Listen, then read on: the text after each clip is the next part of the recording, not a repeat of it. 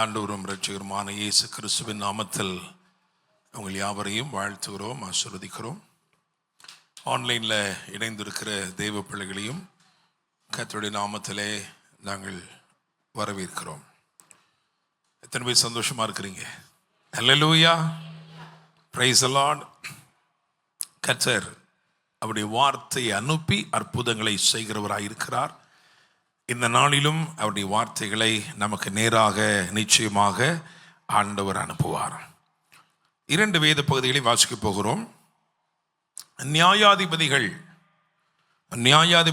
7ஆம் அதிகாரம் 13 - 18 வரையுள்ள வசனங்களை வாசிக்க போகிறோம். அதைத் தொடர்ந்து ஏசாயா 9ஆம் அதிகாரம் 4, 6, 7 ஆகிய வசனங்களையும் வாசிக்க கேட்போம். கிதியோன் வந்தபோது ஒருவன் மற்றொருவனுக்கு ஒரு சொப்பனத்தை சொன்னான். அதாவது, இதோ ஒரு சொப்பனத்தை கண்டேன். சுட்டிருந்த ஒரு வார்கோதுமை அப்பம் மீதியானியரின் பாளையத்திற்கு உருண்டு வந்தது. அது கூடாரம் மட்டும் வந்தபோது அதை விழத்தள்ளி கவிழ்த்து போட்டது. கூடாரம் விழுந்து கிடந்தது என்றான். அப்பொழுது மற்றவன், இது யோவாசின் குமாரனாகிய கிதியோன் என்னும் இஸ்ரவேலனுடைய பட்டயமே அல்லாமல் வேறல்ல. தேவன் மீதியானியரையும் இந்த சேனை அனைத்தையும் அவன் கையிலே ஒப்புக் கொடுத்தார் என்றான். கிதியோன் அந்த சொப்பனத்தையும் அதன் வியாத்தியையும் கேட்டபோது அவன் பணிந்து கொண்டு இஸ்ரவேலின் பாளையத்திற்கு திரும்பி வந்து, எழுந்திருங்கள், கர்த்தர் மீதியானியரின் பாளையத்தை உங்கள் கைகளில் ஒப்புக் கொடுத்தார் என்று சொல்லி அந்த 300 பேரை 3 படையாக வகுத்து அவர்கள் ஒவ்வொருவன் கையிலும் ஒரு எக்காளத்தையும் வெறும் பானையையும் அந்த பானைக்குள் வைக்கும் தீவட்டியையும் கொடுத்து அவர்களை நோக்கி, நான் செய்வதை பார்த்து அப்படியே நீங்களும் செய்யுங்கள். நான் செய்வதை பார்த்து அப்படியே நீங்களும் செய்யுங்கள். இதோ நான் பாளையத்தின் முன்னணியில் வந்திருக்கும் போது நான் எப்படி செய்கிறேனோ அப்படியே நீங்களும் செய்ய வேண்டும். நானும் என்னோட இருக்கும் சகலமான பேரும் எக்காலம் ஊதும் போது நீங்களும் பாளையத்தை சுற்றி எங்கும் எக்காலங்களை ஊதி கர்த்தருடைய பட்டயம் கிதியோனுடைய பட்டயம் என்பீர்களாக என்று சொன்னான். ஆமென், அல்லேலூயா. நான் என்ன செய்கிறேனோ அதை அப்படியே பார்த்து செய்யுங்கள். செய்வதற்கு மாத்திரமல்ல, சொல்வதற்கும் கற்பிக்கிறான். அல்லேலூயா. என்ன செய்ய வேண்டும் என்பதை அவன் அவர்களுக்கு சொல்லுகிறான், என்ன சொல்ல வேண்டும் என்பதையும் அவர்களுக்கு கற்பிக்கிறான். அல்லேலூயா. ஏசாயா 9ஆம் அதிகாரம் 4 மற்றும் 6 மற்றும் 7. மீதியானியரின் நாளில் நடந்தது போல அவர்கள் சுமந்த நுகத்தடியையும் அவர்கள் தோளின் மேலிருந்த மிலாற்றையும் அவர்கள் ஆளோட்டியின் கோலையும் முறித்து போட்டீர். நமக்கு ஒரு பாலகன் பிறந்தார், நமக்கு ஒரு குமாரன் கொடுக்கப்பட்டார். கர்த்தத்துவம் அவர் தோளின் மேல் இருக்கும். அவர் நாமம் அதிசயமானவர், ஆலோசனை கர்த்தா, வல்லமையுள்ள தேவன், நித்திய பிதா, சமாதான பிரபு எனப்படும். தாவீதின் சிங்காசனத்தையும் அவனுடைய ராஜ்யத்தையும் அவர் திடப்படுத்தி அதை இது முதற்கொண்டு என்றென்றைக்கும் நியாயத்தினாலும் நீதியினாலும் நிலைப்படுத்தும்படிக்கு அவருடைய கர்த்தத்துவத்தின் பெருக்கத்துக்கும் அதன் சமாதானத்துக்கும் முடிவில்லை. சேனைகளின் கர்த்தருடைய வைராக்கியம் இதை செய்யும். ஆமென், அல்லேலூயா, பிரைஸ் தி லார்ட். பொதுவா இந்த வசனங்கள் கிறிஸ்மஸ் டைம்ல வாசிக்கிற வசனம், அப்படிதானே? ஆனா நம்ம வாசித்த 4வது வசனம் பாருங்களேன். ஏசாயா 9:4 மீதியானியரின் நாளில் நடந்தது போல. மீதியானியரின் நாளில் நடந்ததற்கும் கிறிஸ்துவுக்கும் ஏதோ என்ன இருக்கு? சம்பந்தம் இருக்கு. அதனாலதான் ஏசாயா என்னும் தீர்க்கன் இது 2ஐயும் சம்பந்தப்படுத்தி பேசுகிறான். ஆவியானவர் எப்பொழுதுமே ஆவிக்குரியவைகளை ஆவிக்குரியவைகளோடு சம்பந்தப்படுத்தி காண்பிக்கிறவராய் இருக்கிறார். Price the Lord. எனவேதான் இந்த சத்தியத்தை நாம் அறிந்து கொள்ள வேண்டியது அவசியமாயிருக்கிறது. இன்னுமாக மீதியான் நாட்களிலே இஸ்ரவேலுக்கு என்ன கிடைத்தது என்று யோசித்து பார்க்கும் பொழுது ஒரு பெரிய விடுதலை, ஒரு பெரிய வெற்றி, ஒரு பெரிய விளைச்சல். அல்லேலூயா, பிரைஸ் தி லார்ட். உங்க பக்கத்தில் இருக்கிற ஆளை தட்டி சொல்லுங்க, ஒரு பெரிய விடுதலை, ஒரு பெரிய வெற்றி, ஒரு பெரிய விளைச்சல். அல்லேலூயா, பிரைஸ் தி லார்ட். அறுப்பு அப்படின்னாலே அதில் என்ன இருக்கு? மகிழ்ச்சி இருக்கு, அப்படித்தானே? அறுவடையில் என்ன இருக்கு? மகிழ்ச்சி இருக்கிறது. என்னை கேட்கும் தேவ பிள்ளைகளே, எப்படியாக இந்த பழைய ஏற்பாட்டு சம்பவத்தை எப்படி கிறிஸ்துவோடு நாம் இணைக்க போகிறோம், அதுதான் புதிய ஏற்பாட்டு சத்தியமாக இருக்கிறது. அல்லேலூயா, பிரைஸ் தி லார்ட். அதை தியானித்து அது நம்முடைய வாழ்க்கையில பிராக்டிக்கலா இந்த காலகட்டத்தில் என்ன செய்ய போகிறது என்பதை தீர்க்க தரிசன கண்ணோட்டங்களோடு பார்ப்பது மிகவும் அவசியமாக இருக்கிறது. அல்லேலூயா, ஆமென். நல்லா கவனிங்க. கிதியோன் 3 படைகளை, அதாவது 300 பேரை 3 படைகளாக வகுக்கிறான். மீதியானியருடைய கூடாரம் கவிழ்க்கப்படுகிறது. அப்படிதானே? அம்மாவா இல்லையா? Price the Lord. என்னை கேட்கும் தேவ பிள்ளைகளே, இந்த செய்திக்கு என்ன தலைப்பு கொடுத்திருக்கிறோம் அப்படின்னா, சொப்பனமும் சத்தியமும். சொப்பனமும் சத்தியமும். யோசேப்புடைய நாட்களில் இருந்து நம்ம தியானிக்கிறோம். எல்லா சொப்பனத்துக்கும் ஒரு சத்தியம் என்ன செய்கிறது, இருக்கிறது. அப்ப அந்த வரிசையிலே சொப்பனமும் சத்தியமும் என்று தியானிக்கிறோம். பாருங்க, கிதியோனுக்கு வாக்கு தத்தங்களை தேவன் அருளினார். அது மாத்திரமா, அவன் சில அடையாளங்களை கேட்டான். எனக்கு இப்படி அடையாளம் காட்டணும், அப்படின்னா தான் நினைச்சுவேன், நான் நம்புவேன் ஆண்டவரே. ஒரு தடவை கேட்டான், 2 தடவை கேட்டான் அடையாளம். அந்த அடையாளங்களையும் அப்படியே அவன் கேட்ட பிரகாரமே நிகழ்த்தி நடத்தி காண்பித்தார். ஆயினும் அவனுடைய பயம் அவனை விட்டு போகவே இல்லை. வாக்குத்தத்தம் பண்ணியும் நமக்குள்ள விசுவாசம் என்ன செய்யல, வரமாட்டேங்குது. சில அடையாளங்கள் நம்ம சொன்ன மாதிரியே நடந்தும் விசுவாசம் என்ன செய்ய மாட்டேங்குது, வரமாட்டேங்குது. வாக்குத்தத்தம் அருளை செய்த பின்பு வராத விசுவாசமும் தைரியமும், அடையாளங்களை அவன் கேட்ட பிரகாரமாகவே நடப்பித்த பிறகும் வராத விசுவாசமும் தைரியமும் ஒரே ஒரு சொப்பனத்துல வந்துருச்சு. இன்னும் சொல்லப்போனா அது அவன் சொப்பனம் கூட கிடையாது. அப்படிதானுங்க? அடுத்தவன் சொப்பனத்திலே. இப்போ பாருங்க, நீங்க ஒரு சொப்பனம் பார்த்தீங்கன்னா அதை பத்தி ஒரு உறுதிப்பாடு உங்களுக்கு என்ன இருக்கும்? அப்படிதானே? நீங்க ஒரு சொப்பனை பார்த்துருக்கீங்கன்னா அதோடைய உறுதி உங்களுக்குள்ள நிச்சயமா இருக்கும். நீங்க சொல்லுவீங்க, பாஸ்டர் நான் தான் அந்த சொப்பனத்தை பார்த்தேன், அந்த சொப்பனத்தில் நான் ஒரு ப்ளூ கலர் கார் தான் என்ன பண்ணேன், ஓடிட்டு வந்தேன். நான் என்ன சொல்ல முடியாது, இல்லைங்க அது வெள்ளை கலர் மாதிரி தெரியுது. இல்லை நான் தான் பார்த்தேன். அப்படி அவன் பார்க்கவில்லை, வேறு ஒருவன் பார்த்த சொப்பனம். இந்த அடையாளங்கள் எல்லாம் அவனுக்கு நேரிட்ட அடையாளங்கள். அப்படிதானே? இந்த வாக்கு தத்தங்கள் எல்லாம் அவனுக்கு தேவன் கொடுத்த வாக்கு தத்தங்கள். ஆனால் அவைகள் கொடுக்க முடியாத ஒரு உறுதியை, ஒரு விசுவாசத்தை, ஒரு தைரியத்தை அடுத்தவனுடைய சொப்பனம் கொடுத்திருக்கிறது என்று சொன்னால் அந்த சொப்பனத்தை நாம் தியானிக்க வேண்டிய அவசியமாக இருக்கிறது. அல்லேலூயா, பிரைஸ் தி லார்ட், ஆமென்.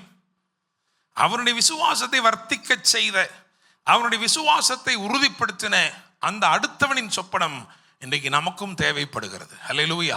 ஏனென்றால் அதன் சாராம்சம், அதில் இருக்கிற சத்தியம் நிச்சயமாகவே நம்மை பலப்படுத்தக்கூடியதாக இருக்கிறது. அல்லேலூயா. சரி, 300 பேரை கொடுத்தார் ஆண்டவர். அந்த 300 பேரை என்ன பண்றான்னா 3 படையாக வகுக்கிறான். அப்படித்தானே? 3 படையாக நிறுத்துகிறான். ஏன் அப்படின்னா, அதாவது இங்கே யாரெல்லாம் இருக்கிறாங்க இந்த போராட்டத்தில் பார்த்தீங்கன்னா, இந்த வசனத்தை வாசிங்க. நியாயாதிபதிகள் 6வது அதிகாரம் 3. இஸ்ரவேல் விதை விதைத்திருக்கும் போது மீதியானியரும் அமலேக்கியரும் கிழக்கத்தி புத்திரரும் அவர்களுக்கு விரோதமாய் எழும்பி வந்து. ரைட். மீதியானியர், ஆண்டவர் இந்த மீதியானியர் தான் பார்க்கிறார். ஆனா அந்த மீதியானியர் கூட்டத்தில் யாரெல்லாம் இருக்கிறாங்க? அமலேக்கியரும் இருக்காங்க, கிழக்கத்தி புத்திரரும் இருக்காங்க. நீங்க ஒரு காரியத்தை புரிந்து கொள்ள வேண்டும். அடிப்படையா பழைய ஏற்பாட்டில் என்ன பண்றாரு அப்படின்னா, ஒரு மனுஷன், ஒரு ஆபிரகாம், அந்த ஒரு ஆபிரகாமை ஆசீர்வதித்து வாக்குத்தத்தங்களை எல்லாம் சுதந்தரிக்க செய்து அந்த சந்ததிக்கு நியாயப்பிரமாணத்தையும் கொடுத்து அது நீதியெல்லாம் வெளிப்படுத்தி அவர்கள் ஒரு சுதந்திர வீதத்தை அடையும்படி செய்கிறார். அப்படித்தானே? ஆபிரகாம் என்னும் ஒரு மனுஷனுக்கு அவனுடைய விசுவாச நிமித்தமாய், அவனுடைய உத்தமத்தை நிமித்தமாய் ஒரு சுதந்திர வீதத்தை கொடுக்கிறார். புதிய ஏற்பாட்டில் ஒரு சுதந்திர வீதம் இருக்கிறது. அப்படிதானே? ஆமாவா இல்லையா? ஸோ பழைய ஏற்பாட்டு சுதந்திர வீதம் எப்படி இருந்துச்சுன்னா, how much you own, அப்படிதானே, எவ்வளவு நீ அதில் சுதந்திரித்திருக்கிறாய். அதுக்கு அவங்க பலரையும் என்ன பண்ண வேண்டியது இருந்துச்சு, துரத்த வேண்டியது இருந்துச்சு. அப்படிதானே. இஸ்ரவேலை ஆண்டவருடைய ஜனம் என்றும் அந்த சத்துருக்களை பலவிதமாய் வேதம் சித்தரிக்கிறது. எத்தனை பேர் ரொம்ப முக்கியமாக இருந்தாங்க அப்படின்னா 5-6 இது இருந்தாங்க. இஸ்ரவேலரை எதிர்த்தவர்கள் எகிப்தியர் இருந்தாங்க. அப்படிதானே. எகிப்தியர் இருந்தாங்க, அமலேக்கியர் இருந்தாங்க, மோவாபியர் இருந்தாங்க. அப்படித்தானே. இப்படி சீரியர் இருந்தாங்க. இப்படிலாம் நிறைய கூட்டம் இருக்கிறது. இதெல்லாம் பழைய ஏற்பாட்டில் தெளிவாக பேசுகிறது வேதம். ஒவ்வொருத்தருக்கும் ஒரு கேரக்டர் இருக்கு. ஒவ்வொருத்தரும் அவன் யுத்தம் செய்வதற்கு சில யுக்திகள் இருந்தது. இஸ்ரவேலை கீழ்ப்படுத்த வேண்டும் என்று சில விதங்களிலே செயல்பட்டார்கள். புதிய ஏற்பாட்டில் அதே மாதிரி தான் பிசாசின் கிரியைகள் என்ன செய்கிறது, அந்தந்த விதங்களிலே செயல்படுகிறது. அப்படிதானே. ஒரு உதாரணத்திற்கு, அந்த காலத்திலே சீரியர்கள் முற்றுகை போட்டார்கள் என்று சொன்னால், இப்பொழுதும் சத்துரு என்ன செய்கிறான்னா வளைந்து கொண்டு முற்றுகை போட்டு விடுகிறான். நம்மளால் எங்கேயும் போக முடியல, நமக்கு எதுவும் வரவும் முடியல. அப்படிதானே. அந்த காலத்தில் அதாவது பெலிஸ்தர்கள் என்ன பண்ணாங்கன்னா பயப்படுத்தினார்கள். அப்படிதானே. ஒரு கோலியாத்தை கொண்டு வந்து எத்தனை நாள் நிப்பாட்டுவாங்க, 40 நாள். ஏன் ஒரே நாளைக்கு சண்டை போட்டு போக வேண்டியதானே. அவங்களுடைய நோக்கம் என்னவா இருக்கிறது சொன்னால் பயத்தை விதைக்க வேண்டும். அதே மாதிரிதான் இந்த காலத்தில் என்ன பண்றான் பிசாசு, ஏதோ ஒரு காரியத்தை கொண்டு வந்து பூதாகரமாய் நிறுத்தி உங்களுக்குள்ள என்ன பண்றான், பயத்தை விதைக்கிறான். பழைய ஏற்பாட்டில் அவங்க போய் சுதந்திரித்தார்கள். கரெக்டா, ஆமாவா. புதிய ஏற்பாட்டு சுதந்திர வீதம் என்பது யார், இயேசு கிறிஸ்து. சரியா. இயேசு கிறிஸ்து, அதாவது உங்களுக்கும் எனக்கும் இயேசு கிறிஸ்து சுதந்திர வீதமாய் இருக்கிறார். அப்படிதானே. கரெக்டா, சந்தேகம் இல்லையே. இயேசு கிறிஸ்துவுக்கு சுதந்திர வீதம் என்னது? அங்கிட்டுலாம் யோசிக்க, அதுக்கு அங்கிட்டு வானத்துக்கு அங்கிட்டு இருக்குமோ ஒரு வேளை. நீங்க தாங்க. அல்லேலூயா. பழைய ஏற்பாட்டில் சொன்னார், என்னுடைய சொந்த, அதாவது என்னுடைய சம்பத்துன்னு சொன்னார், என்னுடைய சொத்து நீ தான் அப்படின்னாரு. பழைய ஏற்பாட்டிலே சொன்னார். அப்படிதானே. அப்போ புதிய ஏற்பாட்டில் கிறிஸ்துவின் சுதந்திரம் யார் அப்படின்னா யாரு, நீங்க தான். பழைய ஏற்பாட்டில் நீங்க போய் எவ்வளவு சுதந்திரிக்கிறீங்களோ அது உங்கள் சுதந்திர வீதம். புதிய ஏற்பாட்டில் அவர் உங்களுக்குள்ள எவ்வளவு சுதந்திரித்திருக்கிறாரோ அது அவருடைய சுதந்திர வீதம். Hallelujah. Praise the Lord. Old Testament you take ownership, New Testament you allow him to take ownership. Praise the Lord. Hallelujah. எந்த அளவுக்கு அவர் உங்களுக்குள்ள சுதந்திர வீதத்தை வச்சிருக்கிறாரோ அவ்வளவு ஆசீர்வாதமாய் நீங்கள் இருக்க முடியும். Praise the Lord. Hallelujah. அதனால தான் சொல்றோம், கிறிஸ்து உங்களுக்குள்ளே வெளிப்பட வேண்டும், கிறிஸ்து உங்களுக்குள்ளே உருவாக்கப்பட வேண்டும், கிறிஸ்து உங்களுக்குள்ளே செயலாற்ற வேண்டும், கிறிஸ்து உங்கள் மூலமாய் மகிமைப்பட வேண்டும். அல்லேலூயா. Praise the Lord. ஆக இங்கே இந்த முப்படை எதற்கு அப்படின்னா இங்கே 3 சொல்லப்பட்டிருக்கு. என்ன அப்படின்னா மீதியானியர், அமலேக்கியர், கிழக்கத்தி புத்திரர். இன்னைக்கு நம்முடைய டாபிக் மீதியானியர் தான் ரொம்ப முக்கியம். ஏன்னா இயேசு கிறிஸ்துவோடு அதுதான் சம்பந்தப்படுத்தி சொல்லப்பட்டிருக்கு. அப்படிதானே. ஆனாலும் இந்த மீதியானியர் எப்படிப்பட்டவர்கள் என்று சொன்னால், நியாயாதிபதிகள் 6ஆம் அதிகாரம் அதிலே 4வது வசனத்தை பாருங்க. அவர்களுக்கு எதிரே பாளையம் இறங்கி காசாவின் எல்லை மட்டும் நிலத்தின் விளைச்சலை கெடுத்து இஸ்ரவேலிலே ஆகாரத்தை ஆகிலும் ஆடு மாடுகள் கழுதைகளை ஆகிலும் வைக்காதே போவார்கள். சரி. அப்ப இந்த மீதியானியருக்கு நேரம் என்ன போட்டுக்கோங்கன்னா கெடுப்பவர்கள், ஆசீர்வாதத்தை கெடுப்பவர்கள். இது அப்புறம் இன்னும் டீட்டெயிலாக பார்ப்போம். ஏன்னா அடுத்து இதில் திரும்ப என்ன செய்ய வேண்டியது, பார்க்க வேண்டியது இருக்கு. சரி, இப்போ சும்மா என்ன போட்டு வச்சுக்கோங்க, கெடுப்பவர்கள். கரெக்டா. அடுத்து அமலேக்கியர். அமலேக்கியர் யார் அப்படின்னா 1 சாமுவேல் 15:2. 1 சாமுவேல் 15:2. சீக்கிரமா. சேனைகளின் கர்த்தர் சொல்லுகிறது என்னவென்றால், இஸ்ரவேலர் எகிப்திலிருந்து வந்தபோது அமலேக்கு அவர்களுக்கு வழிமறித்த செய்கையை மனதிலே அப்படின்னு என்ன சொன்னா, இவர்கள் யாரு, தடுப்பவர்கள். அப்படிதானே. எதை தடுக்கிறாங்க அப்படின்னா, இவர்கள் சுதந்திரிக்க வேண்டிய திசையில் செல்லக்கூடாதபடி. நமக்கு எதுக்கெல்லாம் அதை சொல்லலாம்னா, what ever it is promised, உங்களுக்கு வாக்கு பண்ணப்பட்டதை நீங்க அடையக்கூடாதபடி தடுக்கிறவங்க தான் யாரு? அமலேக்கியர். சரியா? சொன்னமே அவங்க கெடுப்பவர்கள் அப்படின்னு சொன்னமே மீதியானியர்.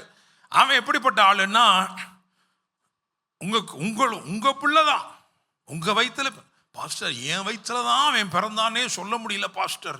ஏன்? நல்லா தான் வந்தான், ஆனா இந்த என்ன பண்ணிவிட்டானுங்க, அவனை கெடுத்துட்டானுங்க. நல்லா வந்தான் பாஸ்டர், நல்லா படிச்சு நல்லா வந்தான், இப்போ என்ன பண்ணிட்டான், இப்போ கெட்டு குட்டி சுவரா போயிட்டானா. ஏன் அப்படின்னா, ஆசீர்வாதத்தை கெடுக்கிற மீதியானியருடைய கிரியைகள். நல்ல வேலை தான் பாஸ்டர், நல்லா வேலை செஞ்சுட்டு இருந்தேன் பாருங்க, 3 வருஷம் வேலை பார்த்தேன், 4வது வருஷத்துலேருந்து பார்த்தீங்கன்னா கொடைச்சலா இருக்கு. என்ன இருக்குதா? ஒரே கொடைச்சலா இருக்குதா. என்ன?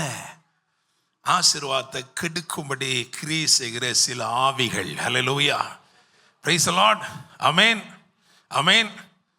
பக்கத்துல பார்த்து சொல்லுங்க, அதுக்கு தான் அபிஷேகம். ஹல்லேலூயா, பிரைஸ் தி லார்ட். அதுக்கு தான் என்னது? அபிஷேகம். அப்ப கெடுப்பவர்கள், அதுக்கப்புறம் என்ன சொன்னோம்? தடுப்பவர்கள். அப்புறம் கிழக்கத்தி புத்திரர். இவங்க யாரு? கிழக்கத்தி புத்திரர் யாரு? கிழக்கத்தி புத்திரர் இவங்க யாரு? இவங்க யாருடைய சந்ததி?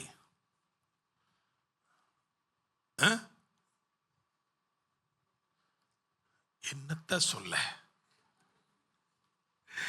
அதாவது ஆபிரகாம் ஒருத்தரை தேவன் பலப்படுத்தினார், அப்படிதானே? ஆபிரகாம் 75 வயசுல ஆண்டவர் வாக்கு பண்ணினார், நான் உனக்கு சந்ததியை கொடுப்பேன்னு சொன்னாரு. ஐயா விசுவாசிச்ச அளவுக்கு அம்மா என்ன செய்யல? விசுவாசிக்கல. ஐயாவுக்கு 75 வயசுல வாக்கு கொடுத்தவர் 86 வயசுல ஐயா தெம்பாயிட்டார், அப்படிதானே? ஆனா அம்மா என்ன செய்யல? அம்மா ரெடியாக என்ன பண்றது? அதனால பக்க வழியாக வாக்கு தத்தத்தை நிறைவேற்றலாம்னு இவங்க தேடிக்கொண்ட அந்த விளைவு தான் என்னது? இஸ்மவேல். இஸ்மவேல். அந்த இஸ்மவேலுடைய சந்ததியாருக்கு பேர் தான் என்னது? கிழக்கத்தி புத்திரர். அல்லேலூயா. இதெல்லாம் அடிப்படை வேதங்க, இது நீங்க கண்டிப்பா தெரிஞ்சிருக்கணும். அல்லேலூயா. நீங்க என்ன நினைக்கிறீங்கன்னா, அதாவது ஒரு ஜோக்கா சொல்லுவாங்கல்ல, ஒரு தம்பி கட்டடம் கட்ட கேட்டானா, கட்டடம் கட்டுறதுக்கு எவ்வளோங்கன்ட்டு. சொன்னா கீழே இந்த ஃபர்ஸ்ட் ஃப்ளோர் கட்டுறதுக்கு, அதாவது கிரவுண்ட் ஃப்ளோரா கீழே இருக்கு, கீழ்த்தளம், அதை கட்டுறதுக்கு சதுரடிக்கு 4000 ரூபா வேணுங்க. மேலே மாடிக்கு அதை 2000 ரூபா கொடுத்தா போதும். அப்போ முதல்ல மேலே கட்டுவோம் நானா. அந்த கதையா இருக்கு. அஸ்திபாரத்தை நல்லா தெரிஞ்சுக்கணும். புதிய ஏற்பாட்டு சத்தியத்தை நீங்க புரிந்து கொள்ள வேண்டும் என்றால் பழைய ஏற்பாட்டு சத்தியத்தை நல்லா தெரிஞ்சுக்க வேண்டும். அப்போ கிழக்கத்தி புத்திரர் அப்படின்னா புதிய ஏற்பாட்டு வேதம், அதாவது புதிய ஏற்பாட்டு கண்ணோட்டம் இதை எப்படி அழைக்கிறது என்றால், மூத்தவன், அதாவது இந்த இஸ்மவேல் என்பவனை மாம்சத்தின்படி பிறந்தவன். கரெக்ட் தானே? அவன் வாக்கு தத்தத்துக்கு புறம்பா இருக்கிறான். காலங்கள் நிறைவேறின போது கர்த்தருடைய தீர்மானத்தின்படி பிறந்ததுதான் யாரு? ஈசாக்கு. அவனை ஆவிக்குரியவன் என்று வேதம் அழைக்கிறது. இந்த சத்தியம் கலாத்தியர்ல கூட சொல்லப்பட்டிருக்கு. கலாத்தியர்ல 4 அதிகாரத்துல 29-30. ஆகிலும் மாம்சத்தின்படி பிறந்தவன் ஆவியின்படி பிறந்தவன், மாம்சத்தின்படி பிறந்தவன் ஆவியின்படி பிறந்தவனை அப்பொழுது துன்பப்படுத்தினது போல இப்பொழுதும் நடந்து வருகிறது. அதை குறித்து வேதம் என்ன சொல்லுகிறது? அடிமையானவளின் மகன் சுயாதீனம் உள்ளவளுடைய குமாரனோட சுதந்திரவாளியாய் இருப்பது இல்லை. ஆகையால் அடிமையானவளையும் அவளுடைய மகனையும் புறம்பே தள்ளு என்று சொல்லுகிறது. இது ரொம்ப அழகான வசனம் பாருங்களேன். அதை குறித்து வேதம் என்ன சொல்லுகிறது? எப்படி இருக்கு பாத்தீங்களா? பவுல் ஒரு புதிய ஏற்பாட்டு சத்தியத்தை பேசும்போது ரெஃபரன்ஸ் என்ன சொல்றாருன்னா, அதை குறித்து வேதம் என்ன சொல்லுகிறது. உங்க வீட்டில் சண்டை கண்டையை போட்டுக்கும்போது இப்படியே போடலாமா அப்படி போடலாமான போது நில்லுங்க, இதை குறித்து வேதம் என்ன, அப்படிதான் என்ன செய்யணும். அப்படி பார்த்தீங்கன்னா தீர்வு கிடைச்சிடும். அல்லேலூயா, பிரைஸ் தி லார்ட். பக்கத்து விட்டா அம்புஜா ஆண்டி என்ன சொல்லுதுன்னு கேட்கக்கூடாது. வேதம் என்ன சொல்லுகிறது. அல்லேலூயா. அதை செஞ்சீங்கன்னா உங்க வாழ்க்கை எப்படி இருக்கும்? ஆசீர்வாதமா இருக்கும். இங்க பாருங்களேன், அப்போ ஒரு ரெஃபரன்ஸ் சொல்லப்பட்டிருக்கு. என்ன அப்படின்னா, ஆவிக்குரியவன் தான் சுதந்திரவாளி. மாம்சத்துக்குரியவனை என்ன செய்யணுமா? புறம்பே தள்ளணுமா. இதான் புதிய ஏற்பாடு சத்தியமே. நீங்கள் ஆவியினாலே மாம்சத்தின் கிரியைகளை அழித்தால் பிழைப்பீர்கள். சுதந்திரவாளின்னு சொல்றோம். ஆனா சுதந்திரவாளியை வச்சுக்கிட்டே என்ன பண்றோம்? அவன் சின்ன பிள்ளையாவே இருக்கிறான். இன்னொருத்தன் என்ன பண்றான்? உட்கார்ந்து அவன் மேல அதிகாரம் செலுத்திட்டே இருக்கான். உங்களுக்குள்ள நான் சொல்றேன், உங்களுக்குள்ள ஆண்டவர் சொல்றாரப்பா, அந்த மாம்சத்திற்குரியவனை புறம்பே தள்ளு, அப்போ ஆவிக்குரியவன் எழும்புவான், நீ சுதந்திரவாளியா இருப்பாய். அல்லேலூயா. அப்போ இதுக்கு நான் என்ன சொல்றேன்? கிழக்கத்தி புத்திரர் அப்படின்னு என்ன அர்த்தம்னா, அதாவது முதல்ல சொன்னோம் கெடுப்பவர்கள், ரெண்டாவது என்ன சொன்னோம்? தடுப்பவர்கள், மூணாவது என்ன தெரியுமா? எடுப்பவர்கள்னு போட்டிருக்கேன். எடுப்பவர்கள். என்ன எடுப்பவர்கள் தெரியுமா? உங்க இடத்தை எடுக்கிறவங்க. இம்பர்சோனேட்டர். உங்க அட்ரஸ்ல உங்களுக்கு பார்சல் வருது, உங்க அட்ரஸ்ல உட்கார்ந்துக்கிட்டு உங்களுக்கு வர்றதுக்கு முன்னாடி என்ன பண்ணிடுறான்? அதை புதுசுக்குன்னு எடுத்துட்டான். நீங்க சொல்றீங்க, நான் ஜெபித்து பார்த்தேன், ஒன்றுமே நடந்துச்சு, அட்ரஸ் போட்டு எல்லாம் வந்துச்சு, ஆனா அவன் என்ன பண்ணிட்டான்? ஆட்டையை போட்டுட்டு போயிட்டானே. அல்லேலூயா, பிரைஸ் தி லார்ட். இப்போ இதை எப்படி பார்க்கறது அப்படின்னா, இந்த கிழக்க புத்திரர் எப்படின்னா, அதாவது விசுவாசம் இருக்க வேண்டிய இடத்துல விசுவாசம் தள்ளி அவிசுவாசம் உட்கார்ந்துருக்கு. கரெக்டா? ஆமாவா? சந்தோஷமும் மகிழ்ச்சியும் இருக்க வேண்டிய இடத்துல சஞ்சலமும் துக்கமும் என்ன பண்ணுது? உட்கார்ந்து இருக்கு. ஆண்டவர் சொல்றாரு, அதுக்கு தான் அனாயிண்டிங். அல்லேலூயா. அபிஷேகத்தை கொண்டு நீ என்ன பண்ணு? அதை தள்ளிவிடு. அல்லேலூயா. நிறைய பேருக்கு அது தெரியாம என்ன பண்ணிட்டு இருக்கோம்? உட்கார்ந்தே இருக்கோம். Praise the Lord. ஆமென். ஏன் இன்னைக்கு எப்படின்னா, இன்னைக்கு இதெல்லாம் சேர்த்து அனாயிண்டிங்கோட என்ன செய்ய போறோம்? சேர்க்க போறோம். அல்லேலூயா. முப்படைகளாக பிரிக்கிறான். காரணம், அங்கே மீதியானியரும் உண்டு, அமலேக்கியரும் உண்டு, கிழக்கத்தி புத்திரர் உண்டு. மீதியானியர் யாருன்னு சொன்னால் ஆசீர்வாதங்களை கெடுப்பவர்கள். அமலேக்கியர் யாருன்னு சொன்னால் தடுப்பவர்கள். They will stop your progress. உங்களுடைய முன்னேற்றத்தை, நீங்க இன்னும் கிறிஸ்துவை அறிந்து கொள்ள நினைக்கிறத, இன்னும் உங்களுக்கு வாக்கு பண்ணப்பட்டவை அடைய வேண்டும் என்று முற்படும் போது உங்களை தடுக்கிற ஆவிகள் அவைகள் கிரியை செய்கிறது. அல்லேலூயா. கிழக்கத்தி புத்திரர் என்பவர்கள் என்ன அப்படின்னா, உன்னுடைய அடையாளத்தையே எடுக்கிறவர்களா இருக்கிறாங்க. அல்லேலூயா, பிரைஸ் தி லார்ட். என்னை கேட்கும் தேவ பிள்ளைகளே, பாருங்க. சரி, இப்போ நம்ம இங்கே வருவோம். இப்படி ஒரு சிச்சுவேஷன் இருக்கு. ஆனா நம்ம வாசித்த அந்த முதல் பகுதி இருக்கு இல்லையா, முதல்ல வாசம் இல்லையா, நியாயாதிபதிகள்ல அந்த சொப்பனம் அதுல என்ன மெயினா சொல்லப்பட்டிருக்குன்னா, மீதியானியரின் பாளையம். அப்படிதானங்க? கரெக்டா? மீதியானியர். ஏன்னா இதுல முக்கியமா நின்னது யார் அப்படின்னா மீதியானியர். இவங்களுக்கு விரோதமா இருக்கிற தேவனுடைய தீர்ப்பு என்ன? அதை முதல்ல வாசிக்கலாம். என்னாகமத்தின் புஸ்தகம் 25 அதிலே 16 முதல் 18 வரையுள்ள வசனங்களை எடுத்து பாருங்கள். கர்த்தர் மோசேயை நோக்கி, மீதியானியரை நெருக்கி அவர்களை வெட்டி போடுங்கள்.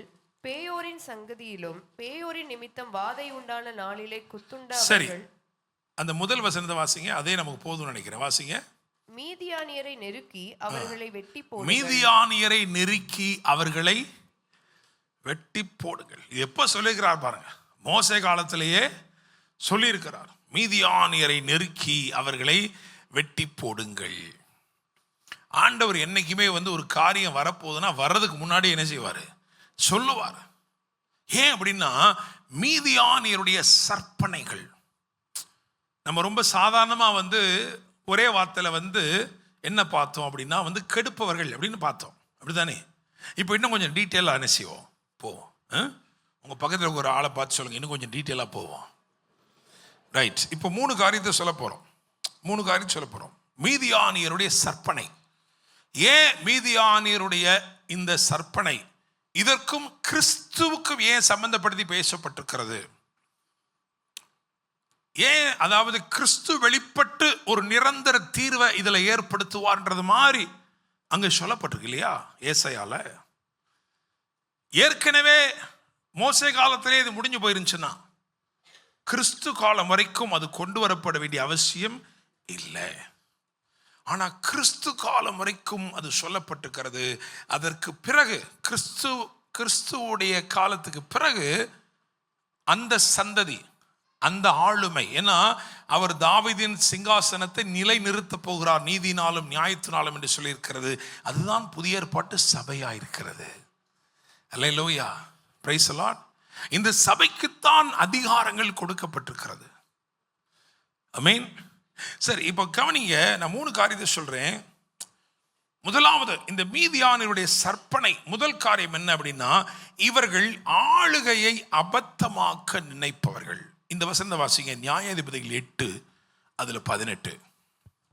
பின்பு அவன் சேபாவையும் சல்முனாவையும் நோக்கி, நீங்கள் தாபோரிலே கொன்று போட்ட அந்த மனுஷர் எப்படிப்பட்டவர்கள் என்று கேட்டான். அதற்கு அவர்கள், நீர் எப்படிப்பட்டவரோ அவர்களும் அப்படிப்பட்டவர்களே, ஒவ்வொருவனும் பார்வைக்கு ராஜகுமாரனை போல் இருந்தான் என்றார்கள். அப்போ மீதியானியருடைய சற்பனை அவர்கள் அழிக்க தேடினது சாதாரண ஆட்களை இல்லை, அவர்கள் அழிக்க தேடினது எல்லாம் யாரு? ராஜகுமாரர்கள். அல்லேலூயா, பிரைஸ் தி லார்ட். இதே மாதிரி வேதத்தில் ஒரு கதாபாத்திரம் அத்தாளியால் யாரெல்லாம் கொன்னா அப்படின்னா எல்லாரையும் கொள்ளல, ராஜகுமாரரை மாத்திரம் என்ன பண்ணா? அதம் பண்ணினாள். இன்னும் ஒருத்தனை பார்க்கிறோம், வேடிக்கையா இருக்கு. அதோனி பேஷேக், அவன் 70 ராஜாக்களை சிறை பிடித்து, அவன் வேற யாருக்கு பின்னாடி போக மாட்டான். கவுன்சிலர், எம்பி, எம்எல்ஏ எல்லாம் அவனுக்கு தேவையில்லை. யார் தான் தேவை? ராஜாக்கள் தேவை. 70 ராஜாக்களை சிறை பிடித்து அவருடைய கை கால்களின் பெருவிரல்களை தரித்து, ராஜா உட்கார்ந்து சாப்பிடுவார் மேஜையிலிருந்து. அதை விழுகும் பார்த்தீங்களா கீழே, அந்த விழுகிற துணிக்கைகளை இந்த ராஜாக்கள் 70 பேரும் மண்டி போட்டு அதை எடுத்து என்ன செய்வாங்க? சாப்பிடுவாங்க. அதுதான், அதை பார்க்கறதுல ஒரு பெரிய என்னது? ஒரு சந்தோஷம். நல்லா கவனிங்க, இந்த ஆவிகள் எல்லாம் யாருக்கு விரோதமாக எழும்பி இருக்கிறதுன்னு சொன்னா, ஆளுமைக்கு விரோதமான ஆவிகள். இன்னொரு விதத்தில் சொன்னா, they are working against the anointing. ஆமாவா? ராஜாக்களுக்கு மேல இருக்கிறது என்னது? அபிஷேகம். அப்படிதானங்க? அதுதானே வித்தியாசப்படுத்துது. அப்ப தெரியுதா புதிய ஏற்பாட்டில் ஏன் உங்களுக்கு மட்டும் இவ்வளவு பிரச்சனை இருக்கு அப்படின்னு? Because you are anointed. The enemy is after you not because of anything, but because of the anointing that you carry. உங்க தலையில் இருக்கிற அபிஷேகம், அதோடைய மேன்மையும் அதோடைய வல்லமையும் உங்களுக்கு தெரியலனா கூட அவனுக்கு நல்லா தெரியுது. உங்களை ராஜாக்களாய் ஆசாரியர்களாய் அபிஷேகப்படுத்தி இருக்கிற தேவன் இருக்கிறார். அதனால the enemy is against the anointing. உங்க மேல இருக்கிற அபிஷேகத்துக்கு விரோதமாக போராடுகிற ஆவிகள் தான் இந்த மீதியானியருடைய சற்பனையில முதல்ல சொல்றோம். ரெண்டாவது என்ன சொல்ல போறோம்? ரெண்டாவது நியாயாதிபதிகள் 6:5 வாசிங்க. அவர்கள் தங்கள் மிருக ஜீவன்களோடும் தங்கள் கூடாரங்களோடும் வெட்டுக்கிளிகளைப் போல் திரளாய் வருவார்கள். அவர்களும் அவர்கள் ஒட்டகங்களும் எண்ணி முடியாததா இருக்கும். இந்த பிரகாரமாக தேசத்தை கெடுத்துவிட அதிலே வருவார்கள். ஓகே, தேசத்தை கெடுத்து விட. இதுக்கு முன்னாடி பாத்தீங்கன்னா அங்க என்ன இருக்கும்னா அந்த விளைச்சல். அப்படிதானே? அப்படிதானே? சரி, இதுல ரொம்ப முக்கியமா என்ன அப்படின்னா, ரெண்டாவது பாயிண்ட் என்ன அப்படின்னா, நம்ம ஆசீர்வாதத்தை கெடுப்பவங்கன்னு சொல்லிட்டோம் ஒரே வார்த்தையில. அது இன்னும் டீட்டெயிலா நான் இங்க போகணும்னு நினைக்கிறேன்.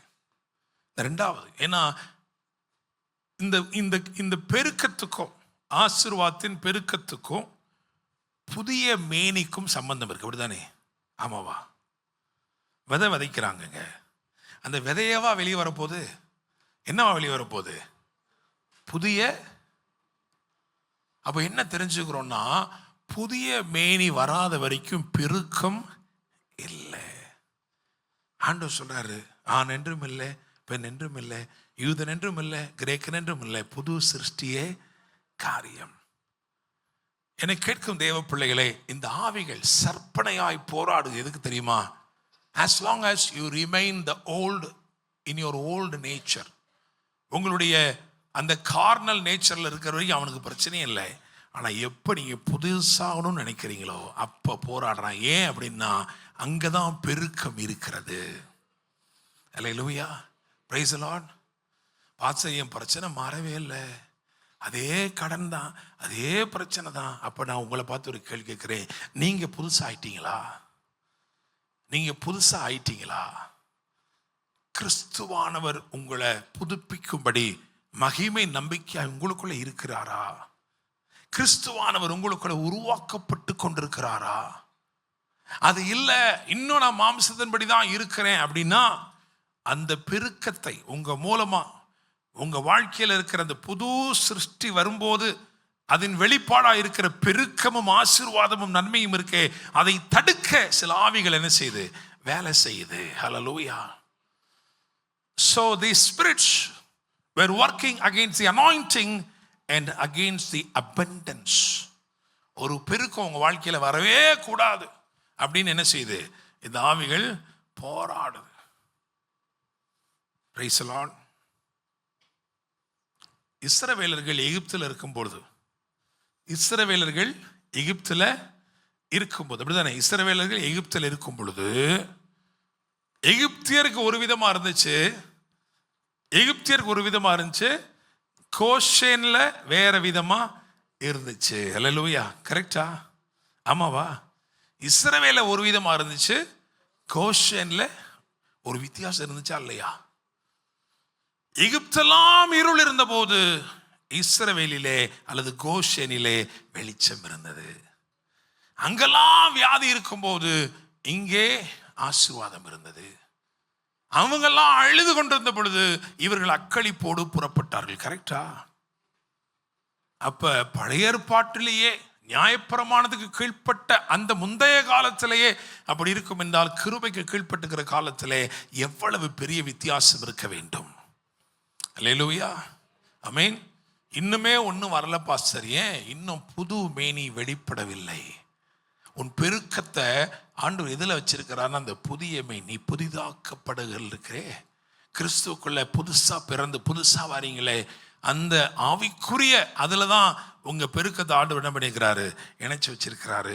அதை தடுக்கிற அந்த அபண்டன்ஸை தடுக்கிற ஆவிகள் தான் இந்த ஆவிகளா இருக்கு. மூணாவது என்ன அப்படின்னா பாருங்களேன், 6:4 வாசிங்க. நியாயாதிபதி 6:4.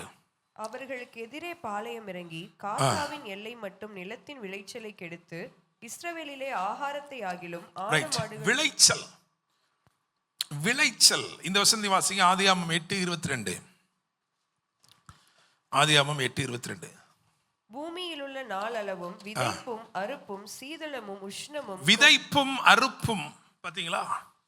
அப்படின்னா என்ன அர்த்தம் அப்படின்னா, அறுப்பு என்பது ஒரு அப்பாயிண்டட் சீசன். கரெக்டா? ஒரு நியமித்த ஒரு காலம். ஒரு விதைப்பு இருந்தா நிச்சயமா என்ன இருக்கணும்? ஒரு அறுப்பு இருக்கணும். இது ஆண்டவர் சொல்றாரு. ஆதியாகமம் 8:22 கர்த்தர் இதை நித்திய பிரமாணமா ஏற்படுத்துகிறார். அவர் தம்முடைய உள்ளத்தில் சொன்னவைகள் எழுதப்பட்டிருக்கிறது. Price the Lord. அப்ப நல்லா தெரிஞ்சுக்கோங்க, இந்த ஆவிகள் நம்ம சொல்றோமே மீதியான், அந்த மீதியானுடைய ஆவிகள் எதற்கு விரோதமாய் கிரியை செய்யும் அப்படின்னா, it will work against your anointing, it will work against your abundance, it will work against your appointed season. Praise the Lord. சிலருடைய வாழ்க்கையில பாஸ்டர் இப்போ எப்படி அது நடந்துரும் நான் நம்புறேன், ஆனா அது நடக்காமலே என்ன பண்ணிடுது? தள்ளி போயிடுது. எப்படியும் இந்த மாசமாவது எனக்கு ஒரு அற்புதத்தை ஆண்டவர் செய்வாரு, எனக்கு வேலை கிடைச்சிரும், ஆனா கிடைக்காமலே போயிடுது. நான் இந்த வார்த்தையை பிரசங்கம் பண்ணும்போது நான் உணர்கிறேன், ஏன்னா there are a lot of people here, you have already missed your seasons. நியமிக்கப்பட்ட உன்னுடைய நாட்கள், குறிக்கப்பட்ட காலங்களை இழந்து நிற்கிறாய். அதை குறித்த வெளிப்பாடும் இல்லை, அதை குறித்த ஞானமும் இல்லை. இன்றைக்கு ஆண்டவர் சொல்றாரு, கிறிஸ்து இயேசுவின் நிமித்தமாக இந்த 3 காரியங்களிலும் அவர் அற்புதங்களை செய்ய போகிறார். Alleluia, praise the Lord, amen. First எங்க செய்ய போறார்னா அனாயிண்டிங், உங்களுடைய அபிஷேகம். ஏன்னா அந்த அபிஷேகம் ஒரு ஆளுமையை உங்களுக்குள் ஏற்படுத்த போகிறது. ரெண்டாவது எங்கன்னா அந்த ஏரியா ஆஃப் யுவர் அபண்டன்ஸ், ஏன்னா அது ஒரு புது சிருஷ்டி அவங்களை என்ன செய்ய போகுது, மாற்ற போகிறது. அல்லேலூயா, பிரைஸ் தி லார்ட். விசுவாசிக்கிறீங்களா? நிச்சயமா. அதனாலதான் அது கிறிஸ்துவோடு சேர்த்து என்ன செய்யப்பட்டிருக்கு, சொல்லப்பட்டிருக்கு. அப்பாயிண்டட் சீசன், நியமித்திருக்கிற அந்த காலகட்டத்தை நீங்க சரியா நிதானித்துக் கொள்ள கூடாதபடிக்கு அந்த சீசன், அப்பாயிண்டட் சீசனை மிஸ் பண்ணுகிற அந்த காரியங்களுக்கு இன்றைக்கு அவர் ஒரு முடிவை என்ன செய்ய போறாரு, கொண்டு வரப்போகிறாரு. நீதிமானுக்கு சொல்லப்பட்ட ஆசீர்வாதம் என்ன தெரியுமா? தன் காலத்தில் தன் கனியை தந்து இளையுதிராதிருக்கிற மரத்தை போல் இருப்பார். பகல் தட்டி சொல்லுங்க, you will never again miss your season. உங்களுக்கு நியமிக்கப்பட்ட காலத்தை நீங்க இனி ஒருபோதும் தப்ப விடுவதில்லை. அல்லேலூயா, அல்லேலூயா, பிரைஸ் தி லார்ட், ஆமென். சரி, இவ்வளோ பெரிய தேவ திட்டம் ஒன்று இருக்கு, அப்படிதானே? இவ்வளோ பெரிய தேவ திட்டம் இருக்கு. அதுக்கு ஒருத்தனை என்ன பண்றாரு, அவரு தேடுறார். ஸோ இப்போ நீங்க இப்படி யோசிச்சு பாருங்க, ராஜகுமாரர்களை அழிக்கும்படி சத்துரு தீர்மானிக்கிறான். ஒரு பெரிய ஒரு பெருக்கத்தை தடுத்து போடணும்னு சத்துரு தீர்மானிக்கிறான். அறுப்பின் காலத்தையே முற்றிலுமா அடக்கி போட வேண்டும் என்று சத்துரு தீர்மானிக்கிறான். இப்போ அவருக்கு ஒருத்தர் தேவை, அப்படிதானே? யார் தேவை? யார் தேவை? இளவரசர்கள் தான் அழிக்கப்படுகிறார்கள். இப்போ அவருக்கு யார் தேவை? அவருக்கு இளவரசன் தான் தேவை. அல்லேலூயா, பிரைஸ் தி லார்ட், ஆமென். பக்கத்தில் தட்டி சொல்லுங்க, இன்னைக்கு நான் எப்படி இருந்தாலும் நான் தான் அவர் தேடுகிற ராஜகுமாரன். அல்லேலூயா, விசுவாசிக்கிறீங்களா? இப்ப இந்த கண்ணோட்டத்தோட நியாயாதிபதிகள் 8:18 வாசிங்க. பின்பு அவன் சேபாவையும் சல்முனாவையும் நோக்கி, நீங்கள் தாபோரிலே கொன்று போட்ட அந்த மனுஷர் எப்படிப்பட்டவர்கள் என்று கேட்டான். அதற்கு அவர்கள், நீ யார்கிட்ட கேட்கிறான் தெரியுமா? சேபா சல்முனா யாரு? மீதியான் தேசத்தில் இருக்கிற அந்த பிரபுக்கள். சரியா? ரைட். நீர் எப்படிப்பட்டவரோ நீர் எப்படிப்பட்டவரோ அவர்களும் அப்படிப்பட்டவர்களே. ஒவ்வொருவனும் பார்வைக்கு ராஜகுமாரனை போல் இருந்தான். அல்லேலூயா.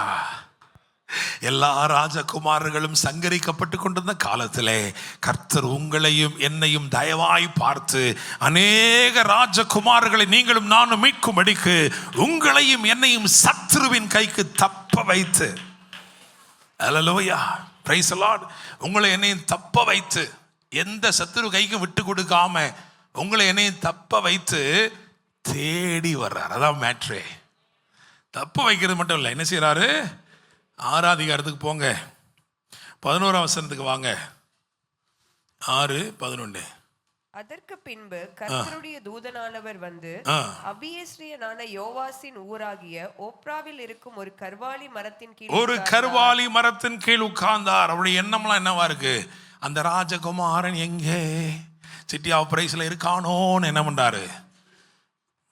கர்வாலி மரம் வைக்கல, இங்கிட்ட அங்கிட்டு 2 வேப்ப மரம் நிக்குது, ஏதோ ஒன்று அதுக்கு அடியில் நின்று பண்றாரு, எங்கே என் ராஜகுமாரன் அப்படின்னு. நம்ம ஆளு சாம்பாரை சாப்பிட்டு வீட்டுக்கு போயிடுறான். அல்லேலூயா, பிரைஸ் தி லார்ட், ஆமென். அப்புறம் வாசிங்க 11க்கு அப்புறம். அப்பொழுது அவனுடைய குமாரன் கிதியோன் கோதுமையை. சரி, கிதியோன் அப்படின்னா என்ன அர்த்தம்? நேம் என்ன அர்த்தம் தெரியுமா? கிதியோன் அப்படின்னா டெஸ்ட்ராயர், நிக்கிரகம் பண்ணுகிறவன். Alleluia, praise the Lord.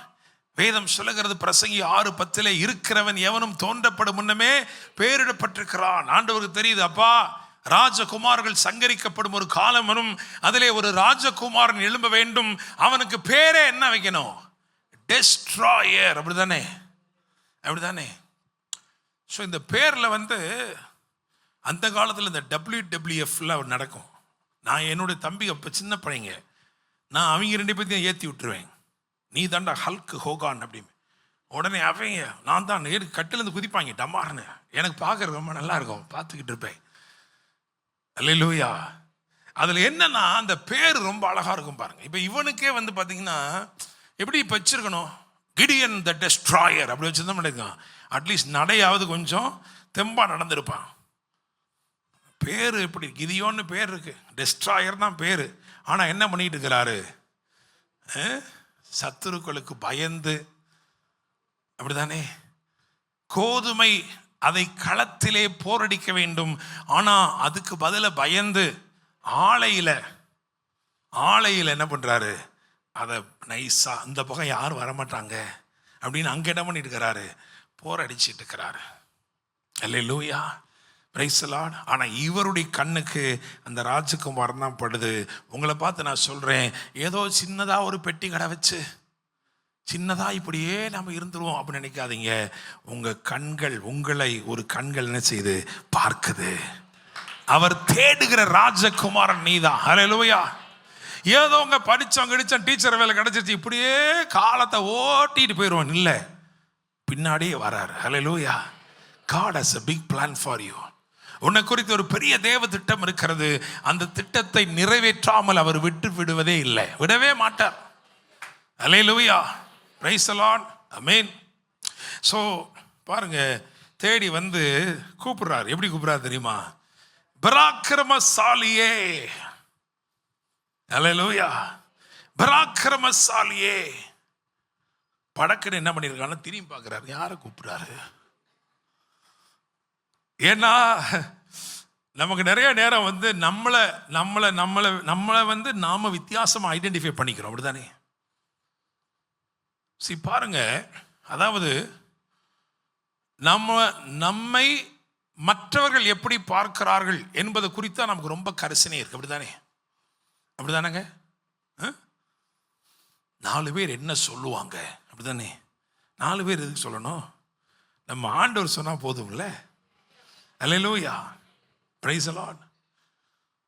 12 பேரை தெம்பா அனுப்புறாரு. இந்த 12 பேரை போய் பார்த்துட்டு வரட்டும்பா, நான் அவங்களுக்கு கொடுக்குற தேசம் எப்படி இருக்குன்னு நினைச்சிட்டோம், சுற்றி பார்த்துட்டு வரட்டும். அவனுங்களும் போனானுங்க. மோசே நியாய பிரமாணிகனாக இருந்ததுனால அவர் இந்த கிருபையில் இருந்திருந்தாருன்னு அந்த பிரச்சனை இல்லை. நியாய பிரமாணிகனாக இருந்ததுனால அவர் சொல்லி விடுறார், நீங்கள் போகும்போது அப்படியே சோதித்தும் பாருங்கள். சுற்றி பார்த்தா மட்டும் பத்தாது, என்ன பண்ணுங்க, சோதித்து பாருங்க. ஆண்டவர் வாக்குத்தத்தம் பண்ணிக்க கரெக்டாக தான் இருக்கா? அந்த நிலம் செழிப்பானதா இல்லை செழிப்பில்லாததா? அங்கே உண்மையிலேயே கனிகள்லாம் இருக்கா? எல்லாம் என்ன செய்யுங்க, பாருங்க. அல்லேலூயா. பார்த்துட்டு என்ன பண்ணுங்க, எங்களுக்கு சாம்பிள் கொண்டு வாங்க. நீங்கள் சொன்னதை மட்டும் நாங்கள் நம்ப மாட்டோம். நாங்கள் நியாயப்பிரமாணத்தை அடித்தளமாக வச்சு கிரியை செய்கிறதுனால எங்களுக்குள்ள விசுவாசம் ஒட்டும் இருக்காது. நீங்கள் சொன்னாலும் நாங்கள் என்ன செய்ய மாட்டோம், நம்ப மாட்டோம். இங்கே வந்து எங்களுக்கு என்னதாவது காட்டணும். அவங்க போய் என்ன பண்ணாங்க, பாவம் ஒரு கொலை தான் கிடச்சிருக்கு போல இருக்கு. ஆனால் அந்த கொலையை அறுக்கிறதுக்கு முன்னாடி அவங்க கொலை யாரையும் அறுத்துட்டான் பாருங்க, இல்லையா? அங்கே ஏனாக்கியரை கண்டோம். ஏனாக்கியரை பார்த்துட்டு அதில் ஒரு பாயிண்ட் சொல்கிறான் பாருங்க. அவன் சொல்கிறான், அவங்க பார்வைக்கு நாங்கள் எப்படி இருந்தோம்மா, நாங்கள்லாம் வெட்டுக்கிளி போல இருந்தோம். அவன் என்ன லவுட் ஸ்பீக்கர் போட்டால் சொன்னா இல்லை, நாம் என்ன செஞ்சுக்கிறோம், அப்படி நினச்சிக்கிறோம். எனக்கு கேட்கும் தேவ பிள்ளையே, அங்கே தான் பெரிய தப்பு நடக்குது. அதனால தான் இந்த வேத வசனம் எதுக்கு தெரியுமா? நீங்கள் எப்படி இருக்கீங்கன்னு உங்களை பார்க்கறதுக்குள்ள கண்ணாடி தான் இது. Praise the Lord. I mean, you must get God's idea about you. உங்களை குறித்த அவர் திட்டம் என்ன, அவருடைய பார்வை என்ன, அதை நீங்க பார்த்துக்கிட்டா தான் சரியா இருக்கும்.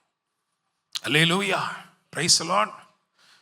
ஸோ அவர் தேடி வந்து அவனை பார்த்து, அந்த இளவரசனை பார்த்தோன்னே ரொம்ப சந்தோஷம் ஆயிடுச்சு அவருக்கு. உடனே சொன்னாரு, பராக்கிரமசாலியே.